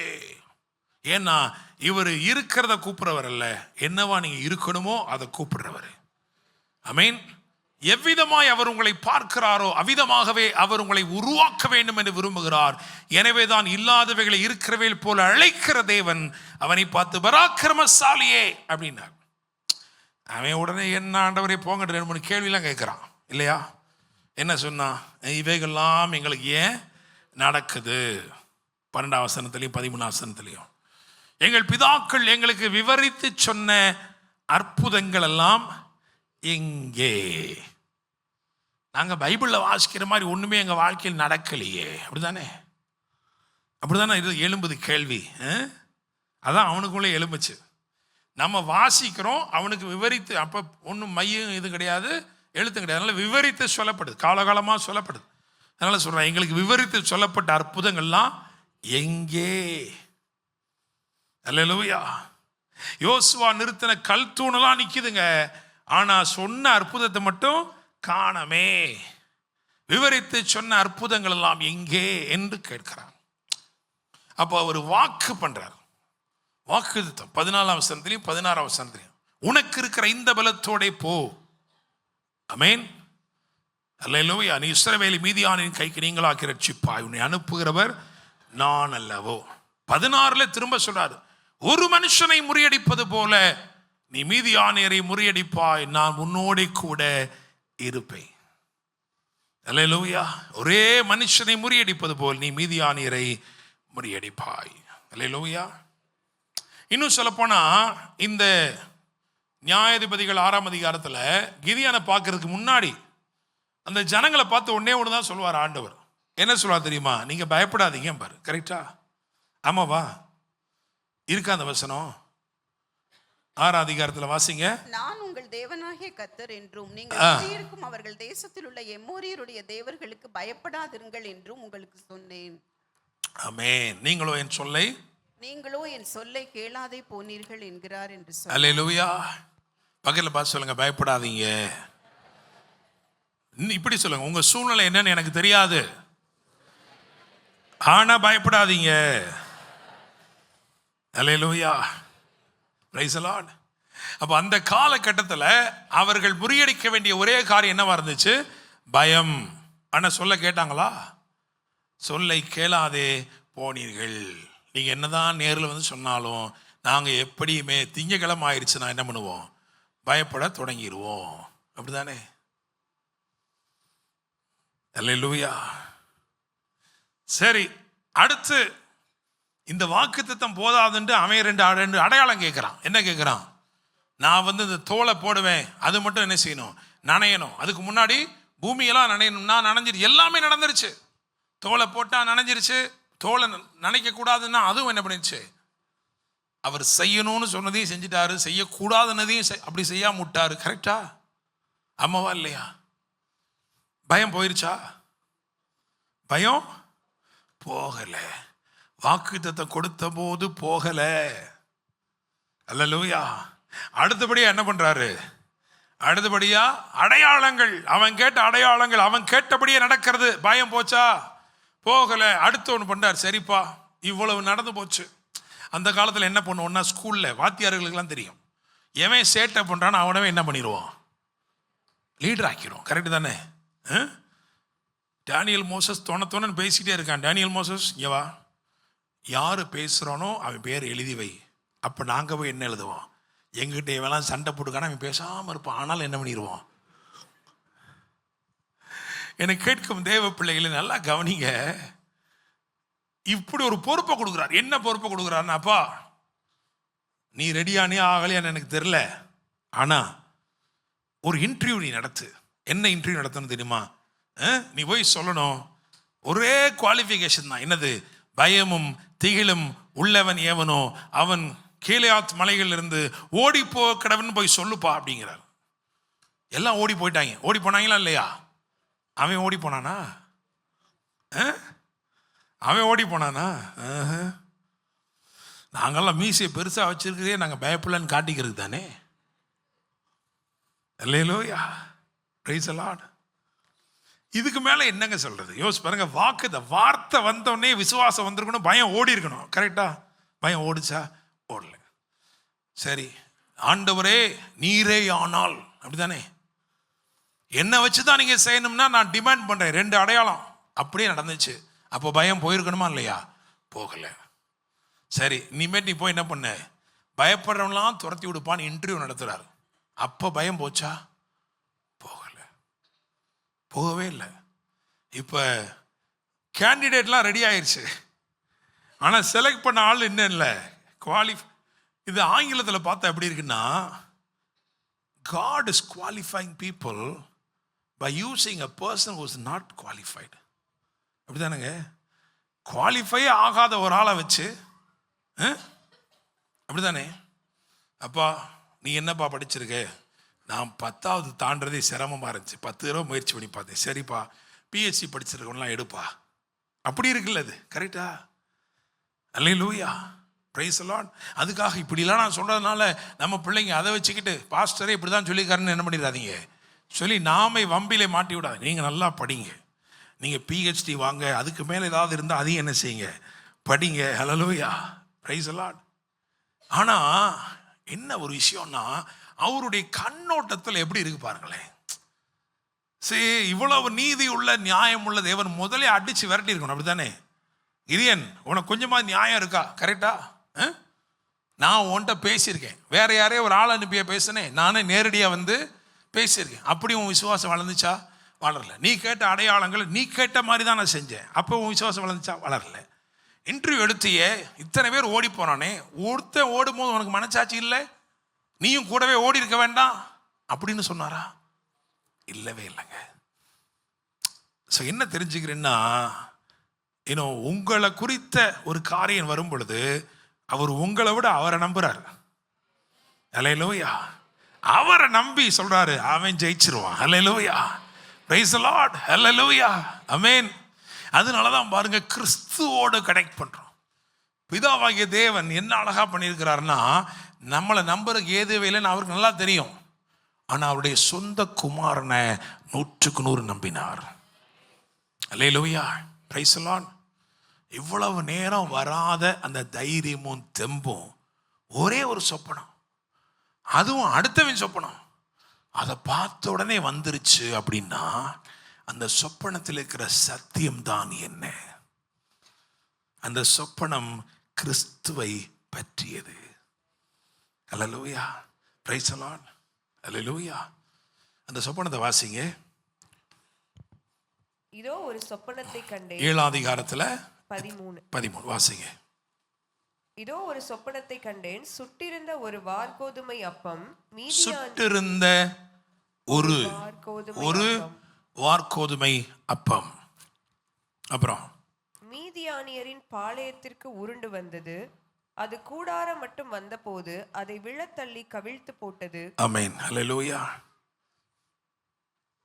ஆண்டவர் கேட்கிறாரு கிதியோனை பார்த்து, கிதியோனே, என்னுடைய பிளான் படி உன்னுடைய விக்டரி எல்லாம் ரெடி ஆயிடுச்சு, நீ ஜெயிக்கிற காலம் வந்துருச்சு, நீ ராஜகுமாரன் அல்ல, ராஜாவை உட்கார வேண்டிய காலம் வந்துருச்சு, நீ ரெடியான்னு கேட்கிறார். இதுதான் உங்களை பார்த்து கேட்கிறார். உங்களை தேடி இந்த செய்தி மூலமா கண்டுபிடிச்சிட்டார், என் ராஜகுமாரனே உன்னை கண்டுபிடிச்சிட்டேன்.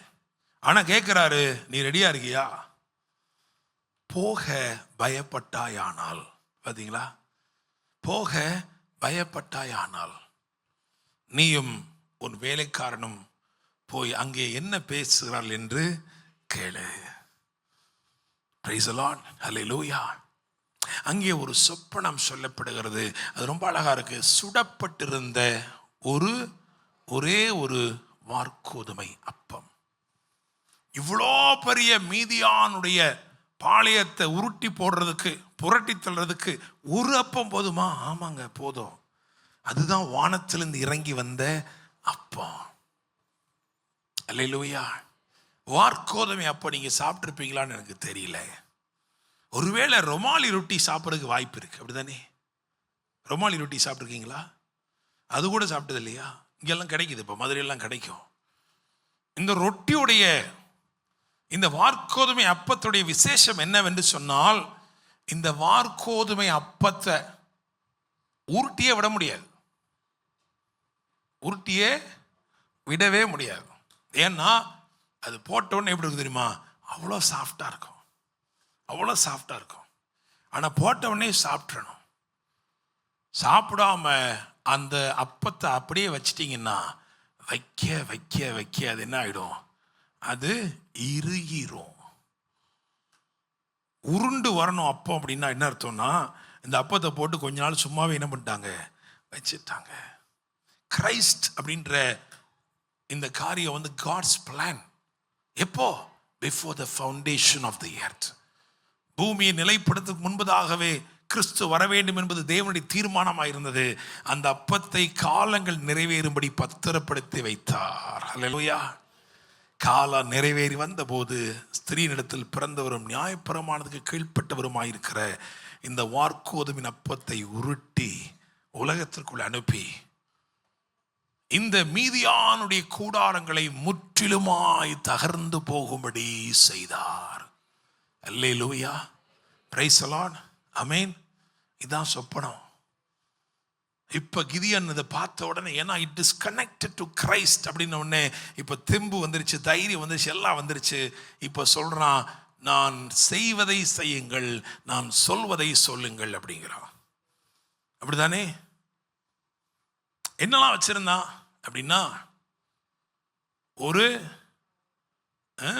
ஒரு பானை, இந்த படத்தில் போடுவாங்க, நீங்க பாருங்க.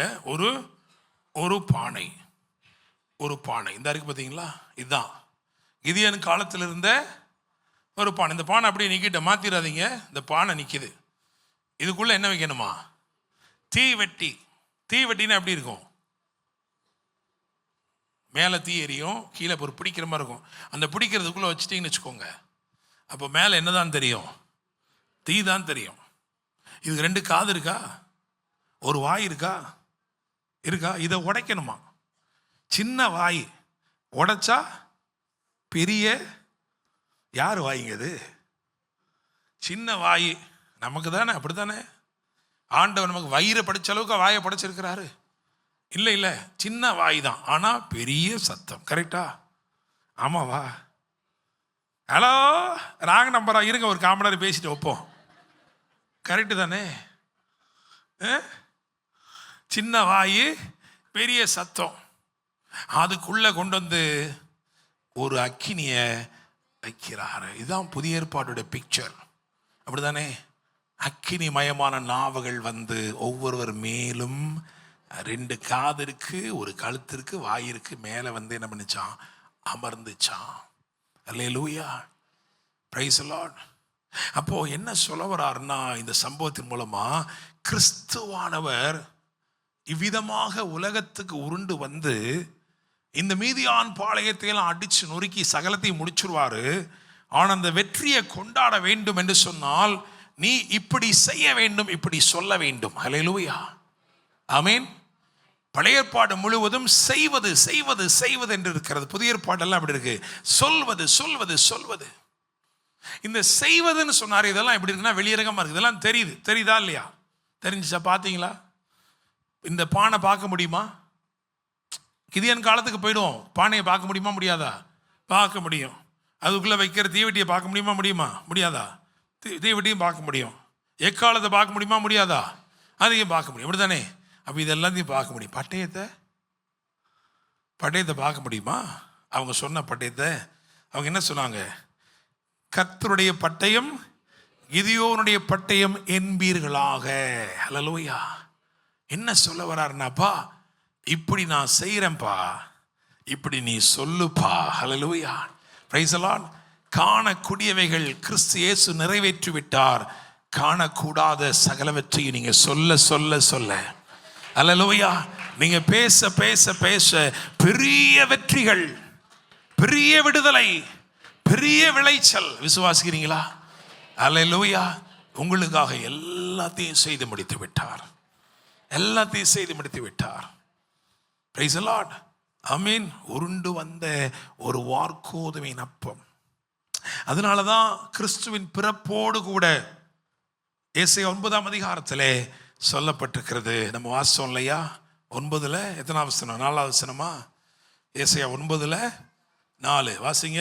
மீதியானியரின் நாளில் நடந்தது போல, மீதியானியரின் நாளில் நடந்தது போல, அந்த காலத்தில் நடந்துச்சுலப்பா, அதை முறித்து போடும்படி அல்லேலூயா ஒருவர் வந்திருக்கிறார்.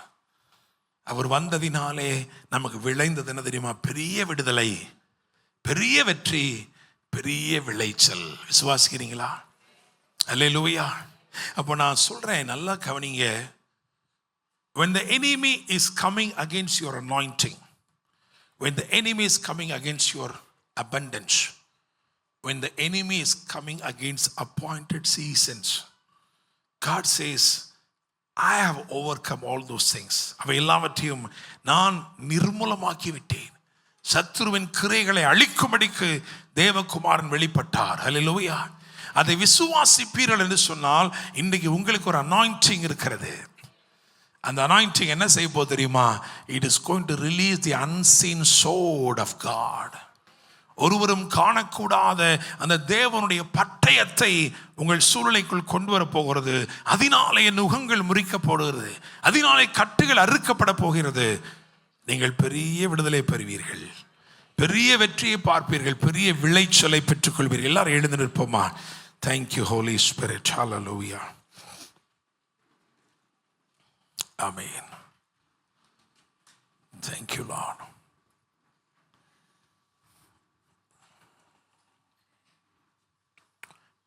Don't be silent. அமைதியாக நிசப்தமாக இருக்காத காரணம், the enemy is after your anointing. The enemy is after your abundance. The enemy is after the appointed seasons. உங்க அபிஷேகத்துக்கு விரோதமா, உங்களுடைய பெருக்கத்துக்கு விரோதமா, உங்களுடைய புதிதாகுதலுக்கு விரோதமா, நீங்க புதிதானவர்களாக மாறக்கூடாதபடி. காரணம், நீங்க புதுசாயிட்டீங்கன்னா நீங்க பெருகிடுவீங்க. தேவனுடைய பெருக்கம் உங்க வாழ்க்கையில் அப்படியே கடந்து வந்துடும், அது தடுக்கவே முடியாது. அதனால இன்னும் உங்களுடைய பழைய சுபாவங்களையே வெளிப்படுத்தி, பழைய பாவங்களோடய உங்களை கட்டி வச்சு, உங்க மாம்சத்தின் கிரிகளை மட்டுமே வெளிப்படுத்தி விதமாய் காணப்படுகிற அடிமைத்தனங்கள் எல்லாம் முறிக்கப்பட வேண்டும். ஹல்லேலூயா. நன்றி ராஜாவே, நன்றி ராஜாவே. நான் விசுவாசிக்கிறேன், பெந்தெக்கோஸ்தே என்னும் நாள் வந்ததுடைய நோக்கம் என்ன தெரியுமா? இந்த பட்டயம் உங்களுக்காகவும் செயல்பட வேண்டும் என்பதற்காக. உடைக்க வேண்டியவைகள் உடைக்கப்படும்படிக்கும், உயர்த்தப்பட வேண்டியவைகள் உயர்த்தப்படும்படிக்கும், உலாவ வேண்டியவைகள் உலாவும்படிக்கும் இன்னைக்கு ஒரு அபிஷேகத்தை ஆண்டவர் வச்சிருக்கிறார். Anointing that will definitely break you and bless you, mold you and make you. உங்களை முற்றிலுமாய் உருவாக்கி, முற்றிலுமாய் உங்களை பலப்படுத்தி, ஹல்லேலூயா, ஹல்லேலூயா, கிறிஸ்து உங்களுக்குள் உருவாக்கப்படும்படி. கிரைஸ்ட் அப்படினாலே தி anointed, the Messiah. Allow God through the Holy Spirit to inherit your heart. அவருக்கு ஓனர்ஷிப் கொடுப்போம். Thank you Holy Spirit. How much of Christ you have inherited and how much Christ has inherited you. எவ்வளவா கிறிஸ்து உங்களுக்குள்ள உரிமை பாராட்டி இருக்கிறார், எவ்வளவாக நீங்கள் கிறிஸ்துவை பெற்றிருக்கிறீர்கள். நன்றி தகப்பனே, நன்றி தகப்பனே. ஆண்டவரே, எங்க சூழ்நிலை மாறவே இல்லை, இன்னும் என் வாழ்க்கையில் அடிமைத்தனங்கள் தொடருது, தோல்விகள் தொடருது, வறட்சிகள் தொடருதுன்னா இன்று ஆண்டவர் அதுக்கு ஒரு முடிவை கொண்டு வர விரும்புகிறார்.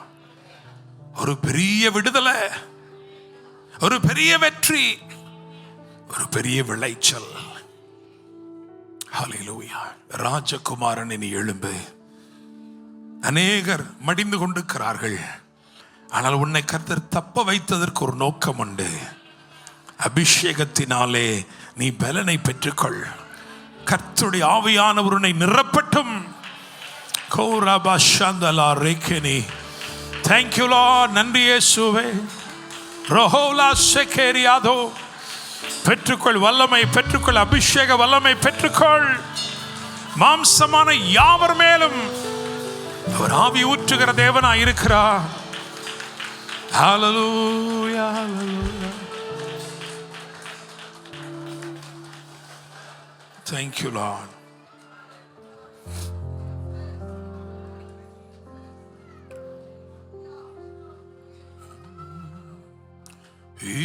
இடமசைய என்னுள்ளம் நிரம்ப இறங்கி வாரோமே. அல்லேலூயா இடமசையே என்னுள்ளம் நிரம்ப இறங்கி வாருமே சீனாய் மலையினிலே இறங்கி வந்தவரே சீனாய் மலையினிலே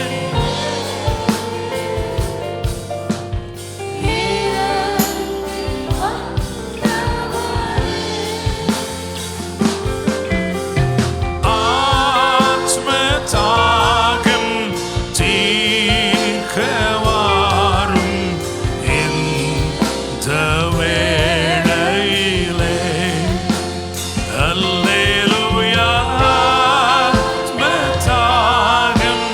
தீர்க்க வாரும்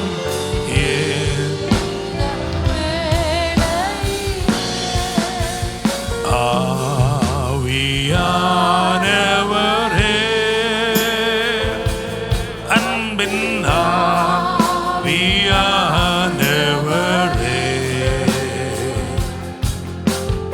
இப்போ வாரும்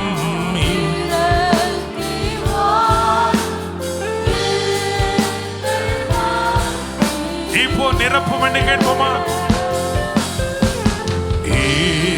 இப்போ நிரப்பும் இன்றே நிரப்பும் இந்த வேளையிலே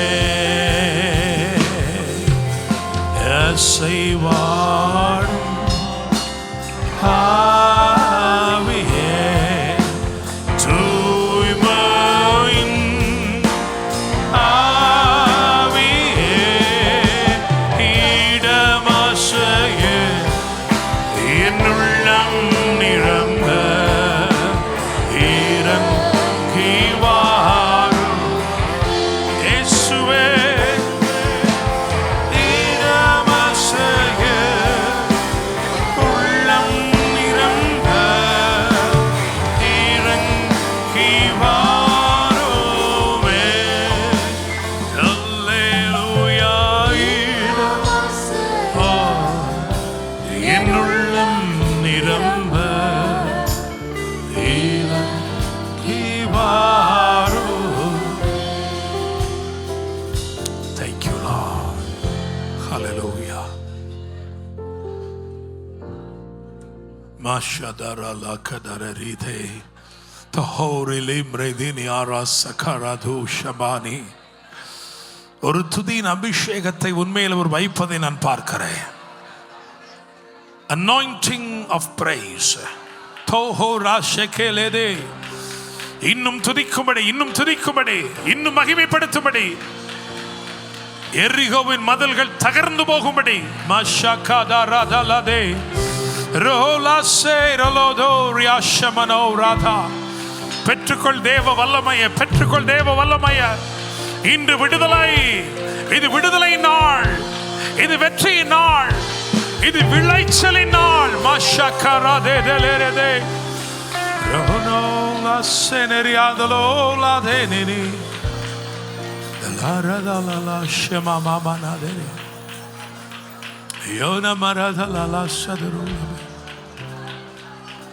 Yes, my Lord. Mashakadaratele. வாக்கு தத்தங்களால் வராத விசுவாசம், அடையாளங்களை கண்டும் வராத விசுவாசம் கிறிஸ்து இயேசுவை பற்றிய ஒரே சொப்பனத்தினால் வந்துவிட்டது. May the Holy Spirit direct you towards Jesus. May the Holy Spirit fix your focus on Christ. கிறிஸ்துவை உற்று நோக்கி பார்க்கும்படி, கிறிஸ்துவை உற்று நோக்கி பார்க்கும்படி, கிறிஸ்துவை மாத்திரம் பார்க்கும்படி. ஹல்லேலூயா. ஆவியானவர் உதவி செய்வாராக. உங்கள் கண்களை ஏறெடுத்து அவரையே பார்க்கும்படி, இயேசுவையே உயர்த்தும்படி. ஆண்டவரே மாம்சத்திற்குரியவைகளை புறம்பே தள்ளி ஆவிக்குரியவனாய் நான் காணப்படும்படி ஒரு புது மேனி வெளிப்படட்டும் ஆண்டவரே. பழையவைகள் ஒளிந்து போகட்டும். Thank you Holy Spirit. நன்றி அப்பா. பரலோக தேவனே, ஆண்டவரே இயேசுப்பா, ராஜகுமாரர்கள் சங்கரிக்கப்பட்டு கொண்டிருக்கிறார்கள். ஆளுகையை அபத்தமாக்கும்படி சத்துரு அவசரமாய் வேலை செய்கிற அந்த நேரத்தில் அபிஷேகிக்கப்பட்ட நாங்கள் கண் விழித்து உரிமை கோரும்படி எழுந்து விசுவாசத்திலே துணிந்து நிற்கும்படி ஆண்டவரே அபிஷேக வல்லமையினால் சகலவற்றை மேற்கொள்ளும்படி அனுக்கிரகம் பண்ணுங்கப்பா. ஆண்டவரே ஒருவரும் எதிர்க்க கூடாத வாக்கையும் ஞானத்தையும் அன்றைக்கு ஆவியானவர் ஸ்தேவானுக்கு அருளினீரப்பா. அதிலும் அதிகமான அபிஷேகத்தை உடைய ஜனங்களுக்குள் வைத்து அநேகரை கட்டவிழ்க்கும்படி செய்து செல்லுகிற எல்லா இடத்திலும் கிறிஸ்துவை வெளிப்படுத்தி மகிமைப்படுத்தி அவருடைய நாமத்தை நிமித்தம் பெரிய காரியங்களை செய்யும்படி அனுக்கிரகம் பண்ணுங்க. ஆண்டவரே லைவ்ல பார்க்கிறவங்க, போஸ்ட் லைவ்ல பார்க்கிறவங்க எல்லாருக்கும் இந்த வார்த்தைகள் ஊழியம் செய்யட்டும். நீர் மகிமைப்படுவீராக. மீட்பெரும் இரட்சகருமான இயேசு கிறிஸ்துவின் நாமத்தில் ஜெபிக்கிறோம். ஜெபம் கேளும் ஜீவனுள்ள நல்ல தகப்பனே, ஆமென். என் ஆத்துமாவே கர்த்தரை ஸ்தோத்திரி, என் முழு உள்ளமையோடு பரிசுத்த நாமத்தை ஸ்தோத்திரி. என் ஆத்துமாவே கர்த்தரை ஸ்தோத்திரி, கர்த்தர் செய்த சகல உபகாரங்களையும் மறவாதே. ஆமீன். கர்த்தர் உங்களை ஆசீர்வதித்து உங்களை காக்க கடவர். கர்த்தர் தம்முடைய முகத்தை உங்கள் மேல் பிரகாசிக்க பண்ணி உங்கள் மேல் கிருபையா இருக்க கடவர். கர்த்தர் தம்முடைய முகத்தை உங்கள் மேல் பிரசன்னமாக்கி உங்களுக்கு சமாதானம் கட்டளையிடுவாராக. ஆமென். ஹல்லேலூயா.